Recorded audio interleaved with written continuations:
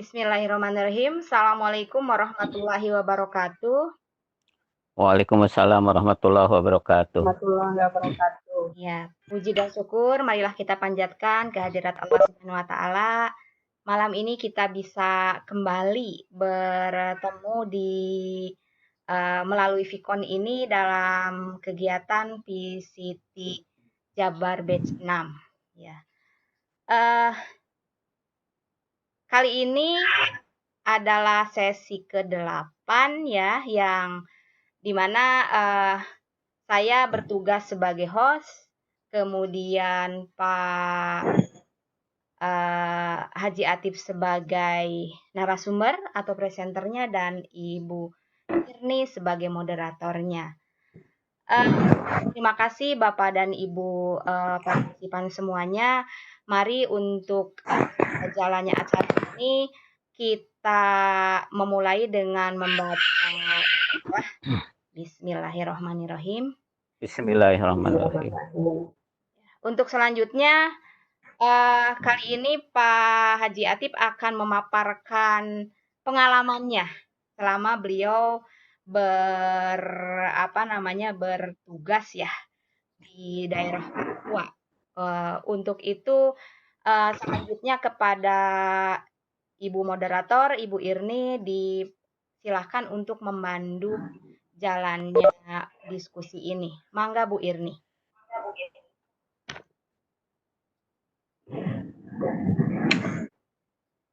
Assalamualaikum warahmatullahi wabarakatuh. Terima kasih Ibu host, Ibu Enung. Pada malam ini kita akan membahas yang akan disampaikan oleh Pak Haji Atif Suherman sebagai Kepala Sekolah di SMA Negeri 2 Bogor. Judul dari materi ini adalah urgensi manajemen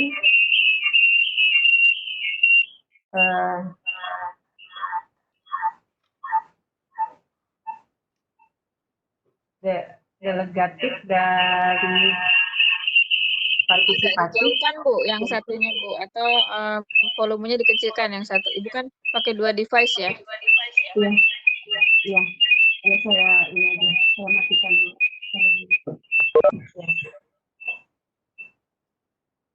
Materi ini untuk saya pribadi itu sangat menarik, dan saya justru ingin betul-betul mendengarkan langsung dari Pak Atif, karena ternyata ini kan sebuah mungkin kalau punya gambaran sedikit saya, apalagi di Papua, di daerah Papua, itu mungkin jauh dari kita. Bagaimana cara untuk meningkatkan kinerja guru dengan partisipatif dan delegatif ya, berarti pendelegasian sebagai seorang pemimpin gitu ya, kepala sekolah kepada guru-guru. Nah, saya punya pengalaman itu sedikit ini gambaran. Ketika saya melakukan pelatihan, itu satu pelatihan saya bertemu dengan guru Papua, dan ternyata dia bercerita di situ untuk seorang anak saja kalau ingin sekolah itu harus menempuh perjalanan sampai 7 hari. Kemudian 7 hari dia sampai di tempat dan 7 hari dia sekolah. Nanti kalau dia mau pulang lagi itu 7 hari. Jadi kalau dihitung dalam sebulan dia hanya sekolah 2 minggu. Kemudian yang satu lagi adalah mereka itu berjuang untuk bisa bertaruh nyawa karena bisa ditembak gitu dalam suatu keadaan tertentu atau di tempat tertentu mereka tidak tahu mereka ditembak gitu. Jadi begitu perjuangan itu berat untuk seorang guru, mungkin yang juga ya harus mengundang, malah guru itu mengundang datang ke rumah-rumah siswa gitu. Nah mungkin ini saya ingin mendengar langsung dan kita semua, mungkin Bapak Ibu juga. Nah, terima kasih yang sudah ikut bergabung di sesi ini. Kita ingin mendengar langsung yang Pak Atif waktu itu mungkin pengalaman datang ke Papua. Mungkin itu saja.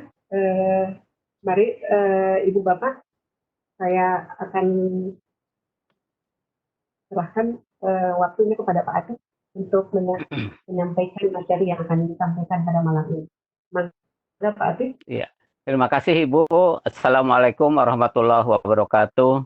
Alhamdulillahirabbil alamin. Asyhadu an la ilaha illallah wa asyhadu anna Muhammadar Rasulullah. Allahumma shalli ala Muhammad wa ala ali Muhammad kama shallaita ala Ibrahim wa ala ali Ibrahim innaka Hamidum Majid. Terima kasih kepada Ibu Hajah Nung yang host pada malam ini yang sudah membuka forum diskusi kita. Terima kasih kepada Ibu ini yang menjadi moderator, yang penguasa tunggal dalam diskusi pada malam ini. Terima kasih buat teman-teman partisipan yang sudah bergabung dengan kita semua. Bapak dan Ibu, teman-teman semua, sebelum saya menyampaikan materi, saya ingin mengucapkan terima kasih pertama buat Kang Ferdi dari Bandung, kemudian buat Bu Hajah Nung yang bawel, yang ngegubrak-gubrak terus, ya, terus buat Ibu Nurma, terima kasih atas kiriman video tutorialnya. Sebenarnya terus terang saja, tanpa ketiga orang ini, saya nggak mungkin berada di tengah Bapak dan Ibu yang mulai saya bertugas dari kemarin sampai malam ini. Terima kasih sudah memberikan support kepada saya yang pada awalnya terus terang saya berada dalam zona aman karena punya tim IT saya cukup capable dan saya merasakan cukup mereka lah gitu kan. Saya ingin aman-aman saja. Tapi setelah kebawelannya Bu Nung, dikirim terus oleh Bu Nurma video tutorial, belum Kang Ferdi dari Bandung, akhirnya saya berpikir, kalau teman-teman aja begitu mensupport, masa saya tidak menanggapinya. Dengan bismillah, mulai kemarin saya gabung dengan Bapak dan Ibu. Terima kasih, ternyata sangat menyenangkan sekali. Ya, yang tadinya saya menganggap sulit, tapi alhamdulillah sekali lagi saya senang berada dalam forum grup ini. Teman-teman semua, saya ketika mendapat tugas ke Papua, saya sangat bersyukur bisa berkenalan dengan saudara-saudara kita di sana. Nah, dalam kesempatan ini sebenarnya saya ingin membawa teman-teman semua untuk lebih mengenal saudara kita di Papua. Apa yang terjadi itu salah satunya yang tadi disampaikan Ibu Irni sebagai moderator tentang bagaimana guru di Papua, bagaimana siswa di Papua. Itu benar sekali, ya. Mereka itu jalannya jauh sekali. Nah, begini Bapak dan Ibu, ketika saya ditugaskan oleh Direktorat untuk mengawal 2 sekolah, ada SMA Negeri 1 Arsokerom, lalu itu adalah sekolah trans. Kalau sekolah trans, itu rata-rata siswanya dengan sekolah itu dekat. Gurunya mayoritas dekat. Tetapi hanya sedikit yang jauh. Itu sekolah trans. Lalu itulah SMA Negeri 1. Tetapi sekolah Taruna Tegasa, ini sekolah asli Papua. Itu yang tadi diceritakan oleh moderator, siswanya itu paling dekat 50 km ke sekolah. Itu paling dekat. Jadi kebayang ada yang harus menempuh perjalanan 24 jam, 48 jam gitu kan. Jadi itu jauh banget dan sampai betul ya sampai gurunya itu harus datang ke rumahnya dan sebagainya ketika akan ujian. Bapak dan Ibu, itu memang yang didengar oleh Ibu moderator. Sekali lagi itu benar. Bapak dan Ibu, ketika saya ke Papua, saya tinggal di hotel di daerah Abipura, itu kotanya pelajar di Papua. Tetapi tugas saya ke SMA Negeri 1, itu jaraknya dari hotel itu, dari Abipura itu kurang lebih 100 km. Sementara ke SMA Taruna Tegasa, itu jaraknya itu kurang lebih 120 sampai 130 kilometer. Nah, perjalanan dari Abipura ke Arsokerom itu menggunakan kendaraan dengan kecepatan 60 km minimal sampai 100 km. Itu menempuh jarak 2 jam sampai 3 jam. Kenapa 2 sampai 3 jam? Karena itu ada kampung-kampung yang kendaraannya tidak bisa lebih cepat dari 10 km per jam. Jadi tidak akan ada berani kendaraan manapun, supir manapun ketika lewat daerah itu dia melebihi 10 km per jam. Jadi itulah salah satu hambatannya. Padahal di luar kampung-kampung itu kecepatan tuh 60 sampai 100. Cuman udah kebayang naik gunung, turun gunung berkelok-kelok ya. Berangkat dari Abepura sampai SMA Negeri 1 Arsokerom di hari pertama saya mual-mual. Karena sangat cepatnya dengan jalan yang berkelok-kelok. Tapi hari kedua dan seterusnya menyesuaikan. Ada yang menarik Bapak dan Ibu, kendatipun SMA Negeri 1 itu sekolah trans, di mana sekali lagi siswanya daerah sana, gurunya juga daerah sana, tetapi ada sekitar 20% lah guru yang rumahnya di Abepura. Itu artinya mereka setiap hari menempuh perjalanan 100 km. Nah, sudah kebayang apa yang terjadi. Karena masalahnya begini Bapak dan Ibu, mereka berangkat dari Abepura, baik ke SMA Taruna Tegasa maupun ke SMA Negeri 1 dari daerah Abepura, itu di sana tidak ada kendaraan umum.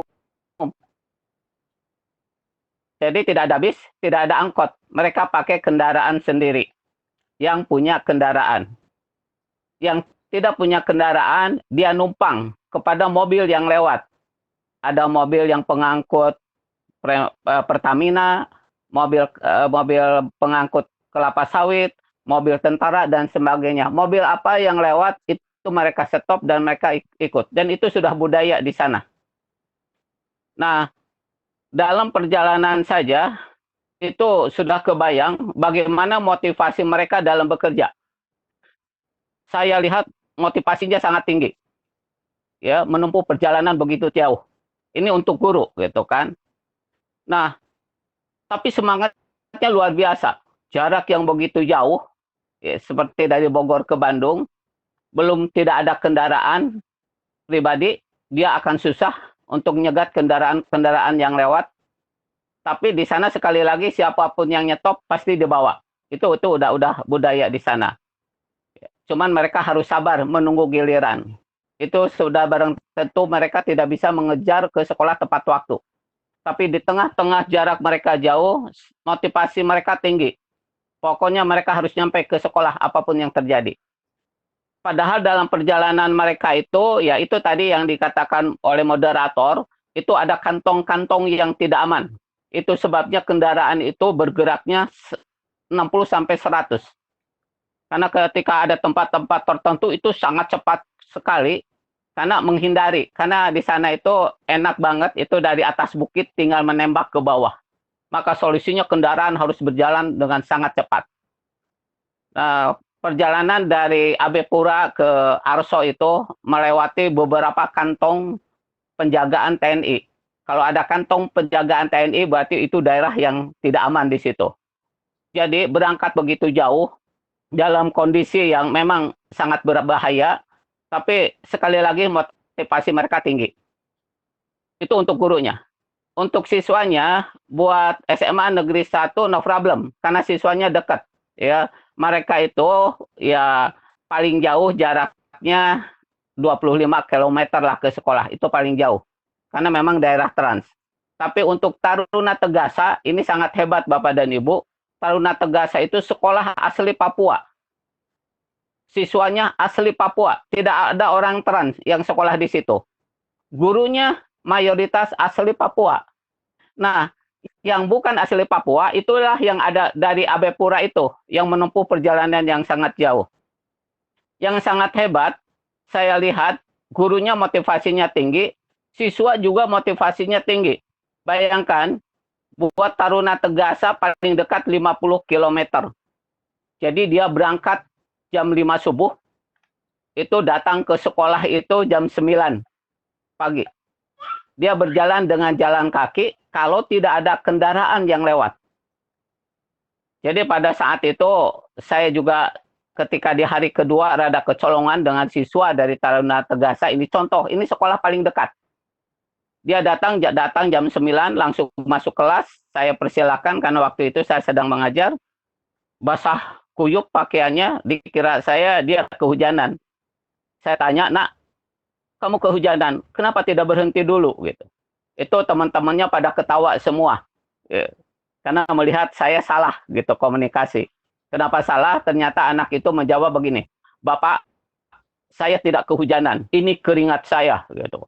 Saya kaget dan setelah dia bercerita ternyata rumahnya itu 50 km. Bayangkan Bapak dan Ibu, dia berjalan selama 50 km ke sekolah. Sehingga kesabaran yang ada di SMA Taruna Tegasa ini, guru itu sabar banget. Mengajar materi A itu 2 kali. Kalau hari Senin dia mengajar materi A, maka hari Selasa dia mengajar materi A. Kenapa? Karena siswanya bergantian. Kalau di kelas itu ada 30 orang, hari Senin hadir 15. Hari Selasa hadir 15. Nah, yang hari Senin, hari Selasanya tidak hadir. Ya, jadi yang hadir di hari Selasa, itu yang hari Senin yang tidak hadir. Jadi bergantian.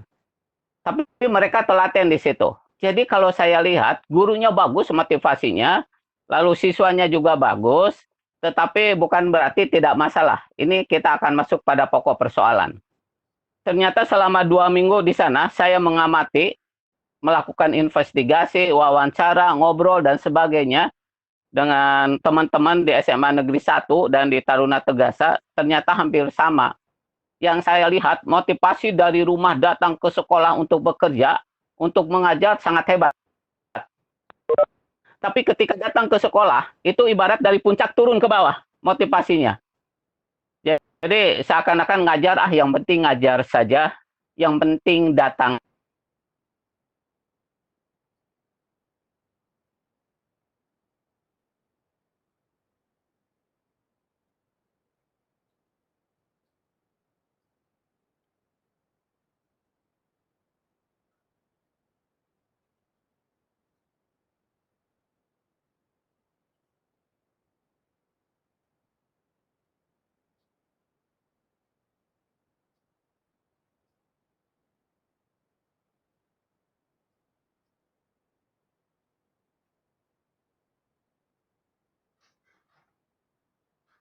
Pak,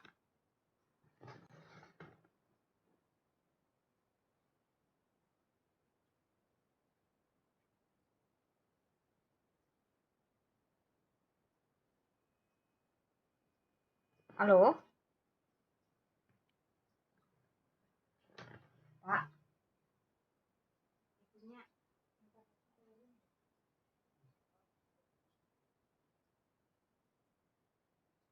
Itu. Digunakan manajemen, Pak. Pasti itu delegatif. Lalu ngobrol dengan kepala sekolahnya setuju, lalu saya minta Wakasek kurikulum, mengumpulkan semua Wakasek, lalu mengumpulkan ketua lab, ketua perpustakaan, lalu penanggung jawab ekskul, dan sebagainya, kita kumpul di laboratorium. Nah, pada saat itu yang dibicarakan adalah bagaimana membuat RKS. Saya di sana mencoba memperagakan bagaimana menyusun RKS secara partisipatif. Sebenarnya misi saya cuma satu, bukan hanya partisipatif, tapi bagaimana guru-guru bisa memahami cara membuat RKS. Sebenarnya misi saya di situ. Cuman karena bersama-sama partisipatifnya lumayan dan ternyata mereka sangat antusias. Itu salah satu yang saya contohkan. Lalu saya contohkan bagaimana rapat dan sebagainya. Lalu setelah 2 minggu sebelum pulang, saya memberikan beberapa yang harus dilakukan, baik oleh kepala sekolah maupun guru, dalam konteks partisipatif dan delegatif. Setelah itu selesai, saya pulang, mereka mengerjakan apa yang saya tugaskan, dan ternyata 4 bulan kemudian, saya datang lagi ke sana sudah ada perubahan. Kesimpulan,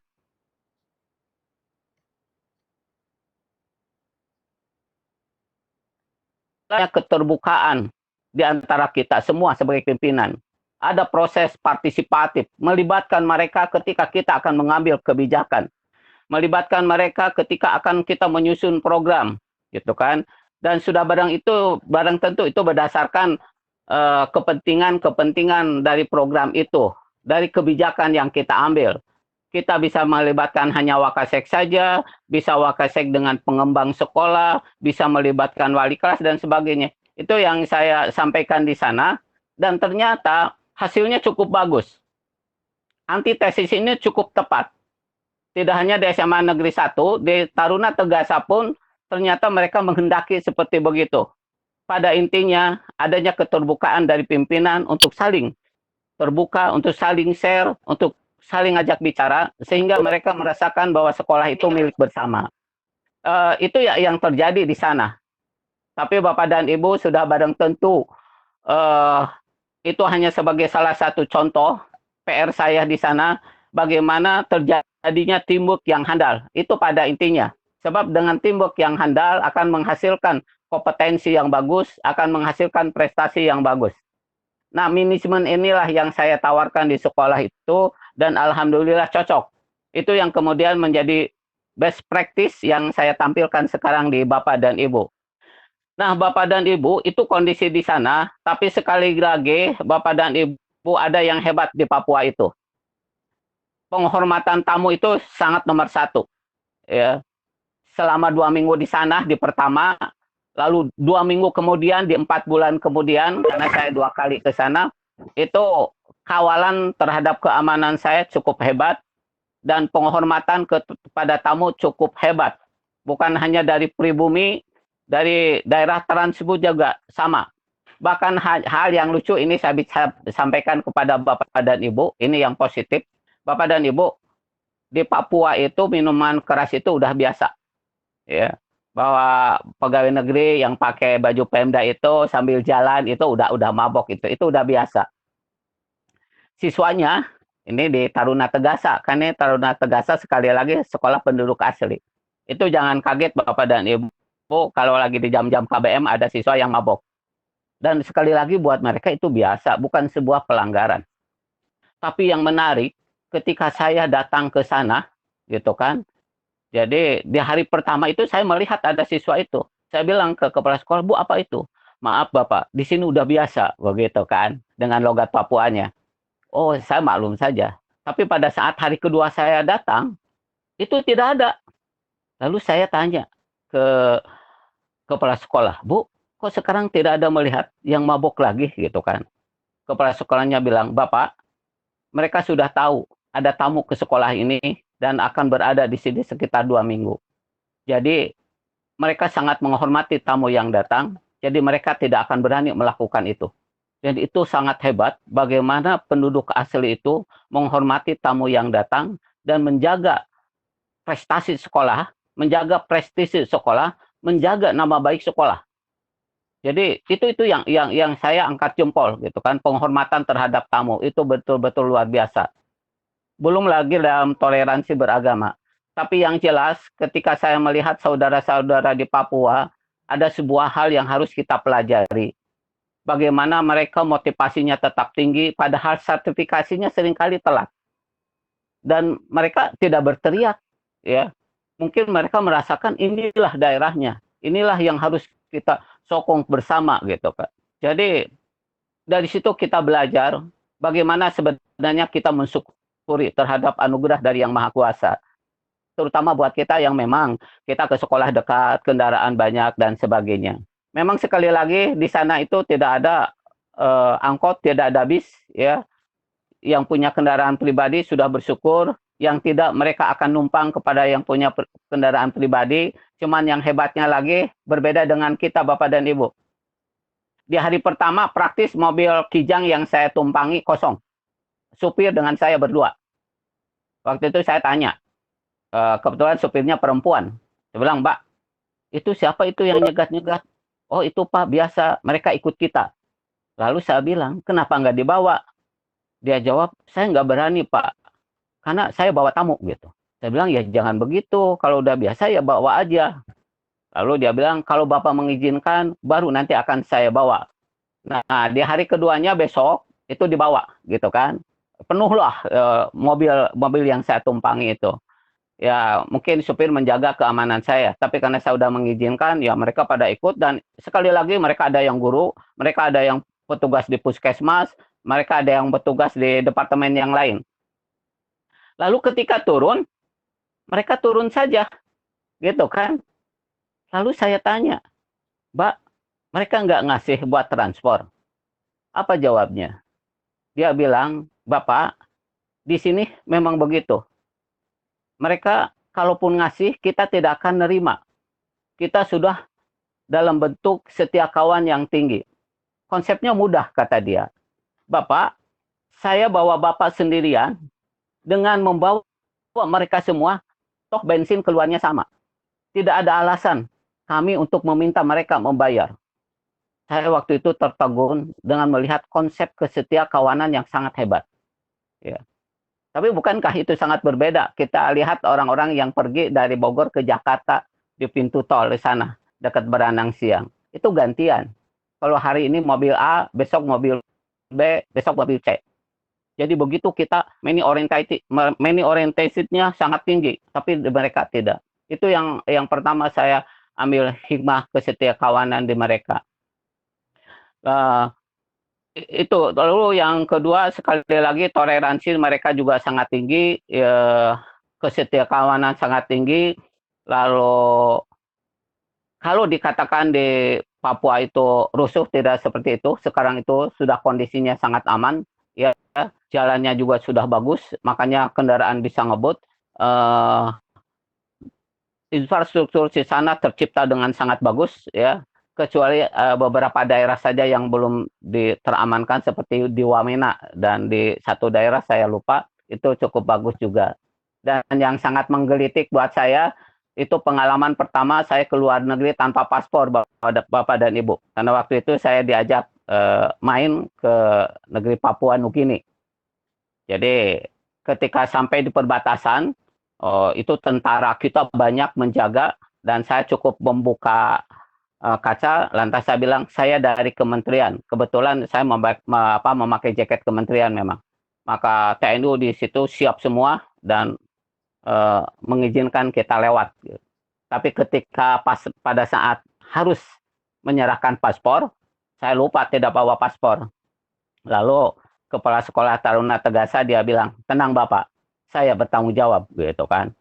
Ternyata dia bilang ke penjaga paspornya, ternyata dia ini adalah keponakan suku di sana, dan itu sangat hebatnya kepala suku di sana. Dan akhirnya kita bisa masuk ke sana, kendati pun cuma 30 menit, ya, menyeberang ke Papua lalu pulang lagi. Dan itulah hebatnya di Papua. Sekali lagi, buat Bapak dan Ibu, itu yang ingin saya sampaikan ke teman-teman semua. Pada kesimpulannya, ternyata kayaknya mungkin bahan renungan kita semua bahwa manajemen partisipatif dan delegatif ini perlu kita kembangkan di sekolah-sekolah. Cuman sudah barang tentu ini ada syarat-syarat yang harus memang hati-hati. Jangan sampai ketika kita melakukan manajemen itu ini seperti reformasi yang terjadi. Kita lihat dari Orde Baru ke reformasi, itu terjadi reformasi yang kebablasan. Dan itu yang harus dicegah kita semua. Tapi pada intinya saya ingin menyampaikan kepada teman-teman semua, begitu susahnya kawan-kawan kita di sana di Papua dalam mendidik anak-anak bangsa, menempuh perjalanan yang ratusan kilometer itu dia tempuh dengan berbagai resiko, dia lakukan tugas negara itu dengan sebaik-baiknya. Kalau mereka saja motivasinya tinggi, masa kita di sini lengah-lengah saja, santai-santai saja. Mari kita sama-sama untuk bersyukur pada rahmat anugerah yang Allah berikan kepada kita semua, supaya kita menjadi hamba Allah yang bersyukur. Bapak dan Ibu, itu sekelumit di Papua, tapi pada intinya sekali lagi saudara kita di Papua sama seperti kata di sini, yaitu mereka pun ingin sekolahnya bangkit, ingin sekolahnya berprestasi, ingin sekolahnya dikenal di Indonesia ini minimal. Itu sebabnya sekali lagi mereka sangat antusias dan bersyukur ketika kedatangan kita tim dari Jakarta. Jadi sekali lagi itu saudara kita yang harus kita hormati, yang harus kita junjung tinggi, dan mari kita ikut sama-sama motivasi yang dia miliki dalam bekerja, dalam meningkatkan kinerjanya. Terima kasih, itu saja yang ingin saya sampaikan kepada Bapak dan Ibu. Silakan Ibu moderator untuk membuka forum tanya jawab. Ya, terima kasih kepada Bapak Arti untuk penyampaian materi pada sesi ke-8 ini. Saya mendengarkannya sudah cukup mudah, jelas. Saya sudah tidak mampu lagi nih Pak berkata-kata, harus mengambil kesimpulan apa karena semuanya sudah cukup jelas padahal tapi saya betul-betul ingin dapat kesempatan menyampaikan hal-hal yang lain mungkin nanti ketika nanti mungkin ada pertanyaan mungkin akan saya sampaikan di akhir. Jadi kalau saya dengar dari penyampaian materi Bapak tadi mungkin memang dalam satu lembaga yang dipimpin itu harus ada teamwork ya Pak ya. Yep. Kemudian ya dan itu juga harus apa ya jadi lebih saya melihatnya lebih banyak pimpinan itu sebagai apa ya manajerial. Jadi Yep. memanage saja gitu ya Pak ya. Betul, Baik betul. kepada ibu bapak yang ingin bertanya mungkin saya persilahkan kita masih punya waktu sekitar 24 menit. Mangga yang bertanya nanti mungkin kalau menyampaikan langsung boleh atau melalui chat boleh. Kalau yang mau bertanya langsung mungkin saya minta untuk memperkenalkan diri, identitas dan asal. Nanti mungkin langsung saja ya Pak ya satu persatu dijawab Iya, ya Pak ya. iya, satu persatu aja. Mangga Ibu Bapak kami persilakan.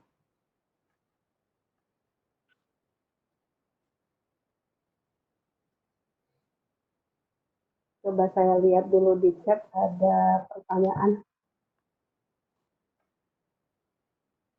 Oh, belum ada pertanyaan. Cuman mungkin saya mau bertanya aja nih dulu ya Pak ya. Tadi ada Ya. yang agak ya. Ini Ya. kan katanya tadi kalau tidak saya salah dengar itu tadi Bapak mengatakan bahwa manajemen partisipatif dan delegatif ini belum tentu juga cocok di lembaga yang lain mungkin ya Pak ya. Apa memang Iya, betul. pasti akan cocok? Pasti akan cocok atau kita memang perlu melihat dulu lingkungan yang kita hadapi Iya. gitu.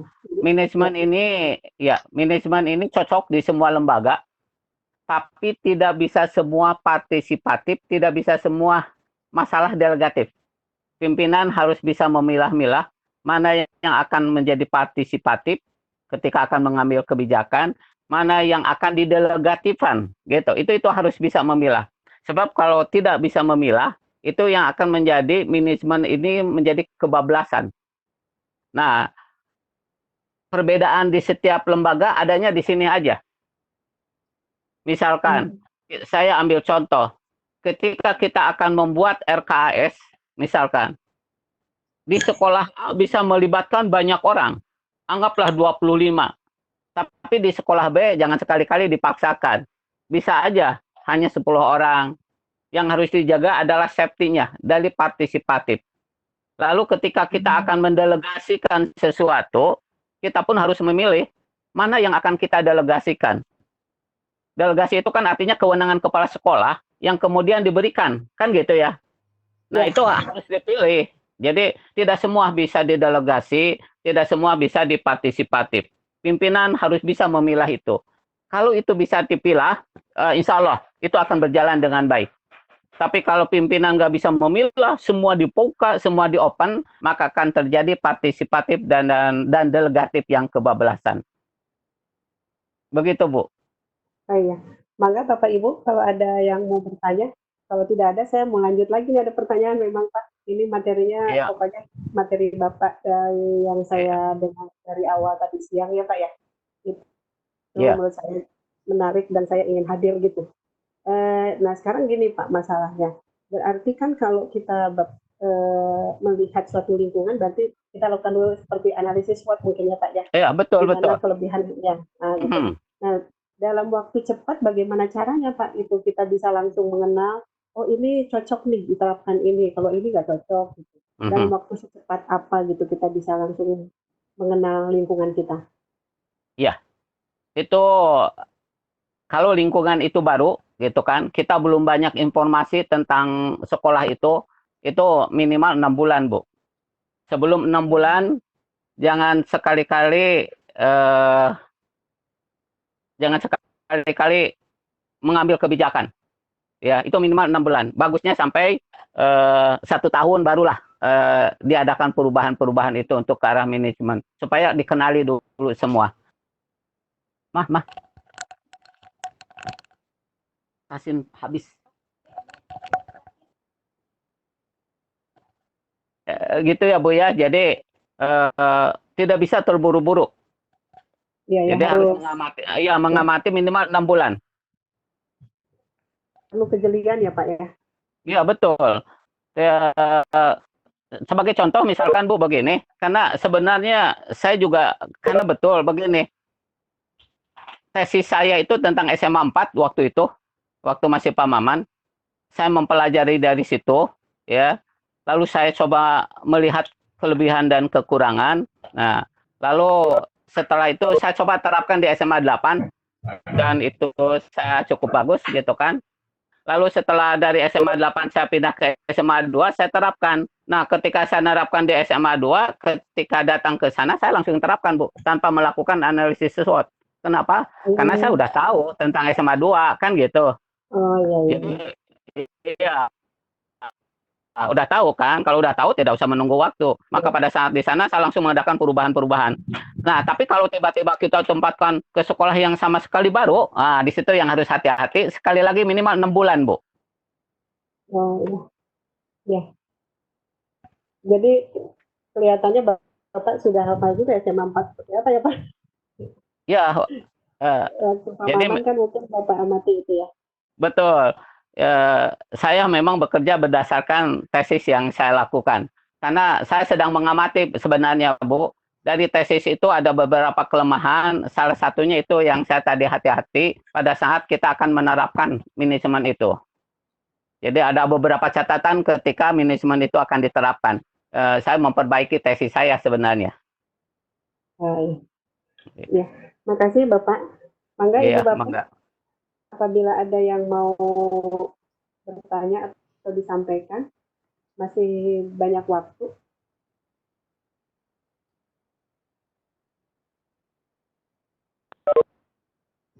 Bapak dan Ibu, karena ada waktu, belum ada yang bertanya lagi. Saya ingin menyampaikan sedikit tentang Papua ya, Iya. Bapak dan Ibu. Jadi bahan pelajaran buat kita tentang bagaimana kondisi.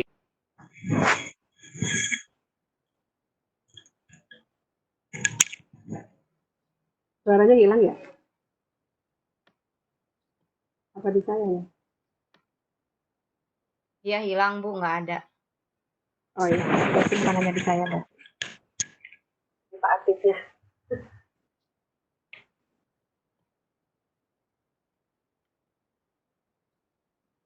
Ada kendala berarti ya Pak aktifnya. Sepertinya.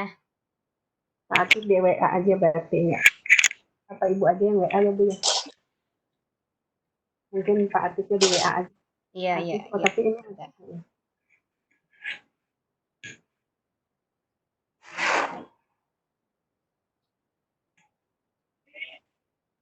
tapi Pak aktif nggak kelihatan masih ada. Ibu Nung, punten Bapak Haji Atifnya mungkin baterainya lowbat, lagi nyari charger dulu. Oh, Bu Haji Oh kita. iya. Oh iya iya. Punten, oh gitu. Iya. izin punten. Ya udah. Mangga tuh Ibu Bapak Ya, beli Mbak. Oh itu udah ada lagi. tapi kalau nah, Oh sudah ada lagi. tapi kalau kita ke sana langsung beraktivitas pasti kena.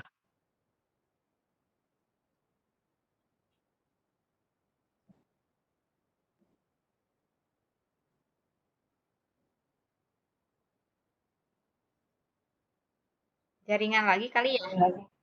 Itu kayaknya barusan ada pemberitahuan kayaknya ini lagi apa masih Ya, itu ya, lowbat. masih lowbat kayaknya. Iya. Ya nggak apa-apa. Nanti kalau ada yang mau bertanya mangga di ini aja di chat, boleh. Nanti saya bacakan sambil menunggu Pak Atif. Ini partisipan yang hadir lumayan banyak ini padahal sudah malam jam malam ini sebenarnya. Tapi antusias. Terima kasih ini kepada Ibu Bapak. Ada 34 partisipan. Ini mungkin juga ada dari SMA 2. Banyaknya dari SMA 2, Bu. Sangat indah, sangat bersih, SMA dan di sana dijaga dengan Oh, ya. aturan-aturan adat yang di sana. Itu saja. Jadi nggak usah khawatir kalau mau.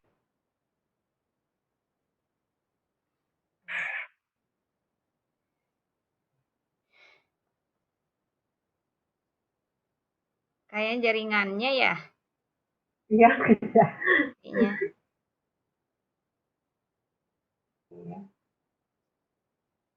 Ini nggak ada lagi yang bertanya mungkin ya Pak? Iya, Nanti kita tunggu Pak Atif dulu, nanti kalau memang nggak ada mungkin, tapi masih ada waktu sekitar 15 menit. Pak Atifnya ini jaringannya ya. Mangga Ibu Bapak, ada yang mau ditanyakan? Ini kalau menurut saya ini materi yang bagus, menarik untuk mengembangkan suatu lembaga sekolah itu untuk lebih maju. Ya.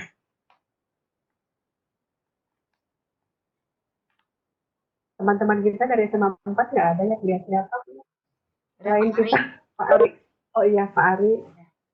Mana? Oh, nggak ada. Sudah kembali ya Pak? Atiknya udah ada Tadi lagi. suaranya. Ya, Iya, tadi loading lama. Iya, loading Oh, lama. ya. Ya, mungkin ini saya tadi sudah menawarkan juga nih Bapak kepada partisipan kalau seandainya mau bertanya, tetapi kelihatannya belum ada yang mau bertanya lagi. Tapi kalau menurut saya memang kita di sini kayaknya memang harus bersyukur ya Pak. Jauh Betul. harus bersyukur. Di sini fasilitas kita lengkap, kemudahan kita juga untuk sekolah juga mudah. Dan ini pernah loh Pak saya sampaikan yang cerita tadi di apa? Mungkin Ibu Bapak juga akan saya sampaikan di sini. Sering saya sampaikan di kelas untuk memacu anak-anak agar termotivasi gitu. Jadi kita tuh udah semuanya lengkap, mudah. Kenapa kita kalah dengan mereka dalam semangat? Betul. Jadi sayang sekali gitu ya Pak ya kita. Dan kita kan dekat dengan ibu kota. Jadi Ya, harus betul. Ya. Pak Haji, Apa ini ada? Ya. Ada yang mau bertanya ya? Iya, Mbak Janung. Ada yang mau bertanya. Oh itu yang Assalamualaikum. Ya, mau bertanya tentang kehadiran siswa. Kalau tadi mendengar cerita dari Bapak Atif bahwa setiap hari kehadiran siswa tidak full. Apakah kehadiran tidak mempengaruhi penilaian di sana mungkin ya Pak? Iya, betul.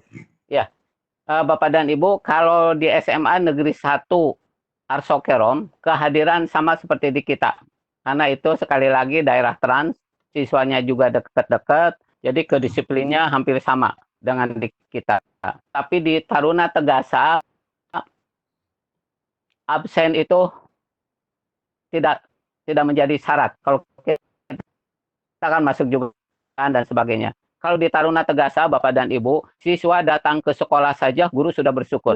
Jadi kalau di Taruna Tegasa, Bapak dan Ibu, rumahnya itu betul, itu harus menemukan 1 minggu. Nah, orang-orang yang semacam ini, dia tidak bolak-balik. Dia tinggal di dekat sekolah, di sana familinya. Nah, orang-orang yang dekat dengan sekolah, maka dia pasti datang pagi. Tapi mereka yang bolak-balik itu yang memang rata-rata kurang lebih perjalanan 50-75 km lah. Nah, siswa ini, dia datang ke sekolah, tidak bisa tiap hari, karena dia akan kecapean. Jadi datang di hari Senin, hari Selasa istirahat, masuk lagi Rabu begitu. Dan inilah yang disebut dengan bergantian. Itu sebabnya guru mengajarnya double. Hari ini mengajarkan A, besok juga A gitu. Nah, dalam kondisi ini absen tidak menjadi perhatian. Sekali lagi, mereka dengan siswa datang aja udah bersyukur. Bahkan seperti yang Ibu tadi ceritakan, ketika siswa itu mau ulangan atau mau ujian, mereka belum datang, gurunya harus yang naik gunung sampai dicari ke sana. Begitu tingkat kesabaran guru di sana.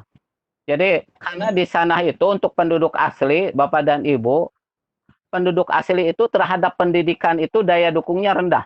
Karena mungkin dipengaruhi kebiasaan mabok begitu. Tapi anak-anaknya di sana yang ingin maju, motivasinya tinggi. Dia tidak tergantung terhadap orang tuanya. Jadi ketika contoh misalkan Bapak dan Ibu, anak yang hadir jam 9 itu, bapaknya itu berangkat ke kota, ke arah sekolah. Anak sekolahnya di situ. Kan menurut kita mah bawa anak atau pakai motor ke sekolah kan gitu ya. Ini enggak, bapaknya berangkat. Bayangkan anaknya berangkat ke sekolah jalan kaki dengan 50 km itu.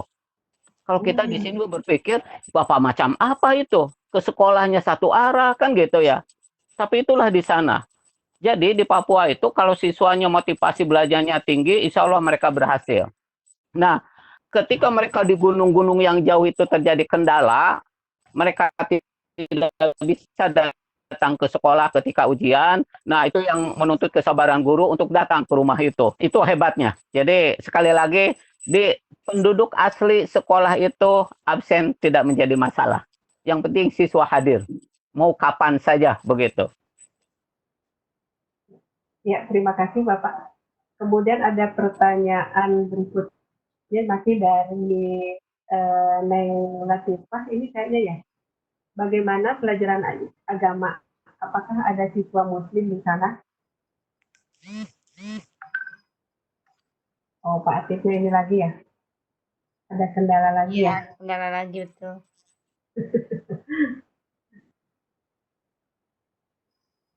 Apakah ada muslim di sana? Mungkin ada. Kita tunggu ya, Ibu Neng Latifah.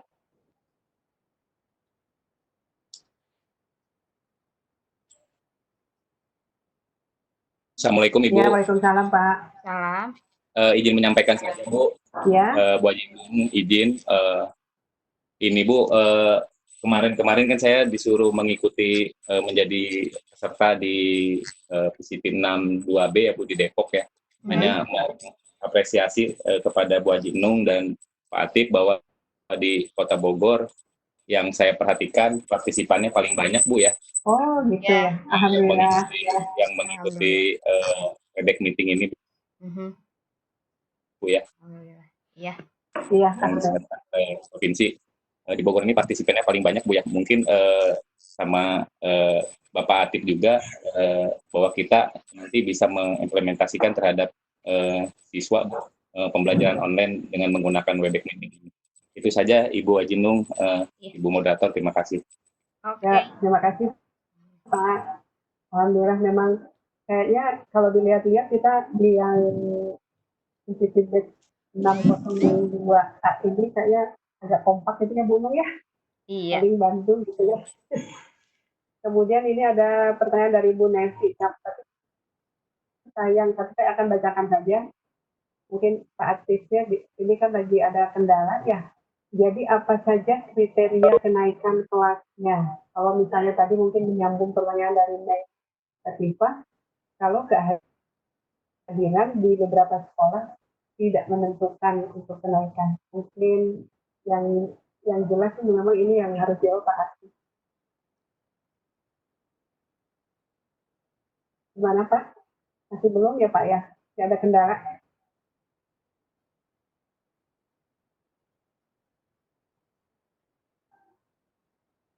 Oh, ini ada yang minta lagi Pak Ari. Cerita Papuanya diulang Bu, tadi terputus. Lebih continue ya Pak Ari ya.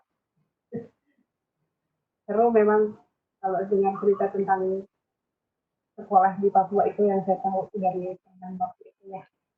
Jadi untuk mereka tuh di sana justru mencari murid. Jadi murid itu didatangin, itu yang dari cerita Pak Ari itu memang betul. Jadi murid itu yang saya tahu dari cerita ini adalah dia harus perjalanan ke sekolah itu 1 minggu dan kebetulan dia tidak punya family gitu.